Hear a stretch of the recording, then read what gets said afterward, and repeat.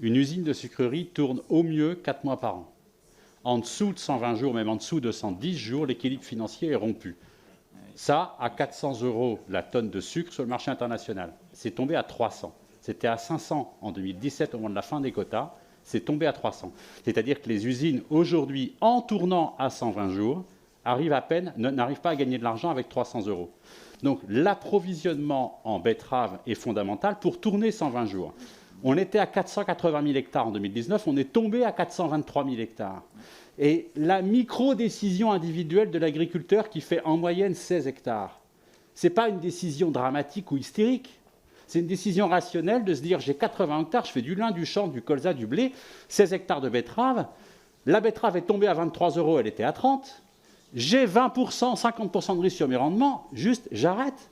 Mais cumuler ces micro-décisions individuelles, c'est des millions de tonnes qui manquent aux sucreries. C'est ça le risque de la catastrophe industrielle, de la casse industrielle qu'on risque dans un an. Alors, on peut se dire, bah oui, mais à la fin des quotas, ils avaient qu'à l'anticiper. Faire des contrats d'appro pluriannuels, couvrir les incertitudes sur les rendements à cause de la fin des néonicotinoïdes avec des systèmes assurantiels privés de type interprofessionnel. Ils ne l'ont pas fait. On peut se dire, ils n'ont pas eu assez la pression. On peut même se dire, on va les punir, parce que vous ne l'avez pas dit, Madame Batteau, mais moi je l'entends un petit peu. Ils le méritent, tant pis pour eux. Moi, ce n'est pas ce que je pense. Je regrette qu'ils ne l'aient pas fait, mais moi je pense qu'il faut leur tendre la main.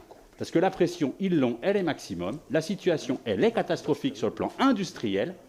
Et on va leur tendre la main pour que les solutions économiques accompagnent les incertitudes techniques.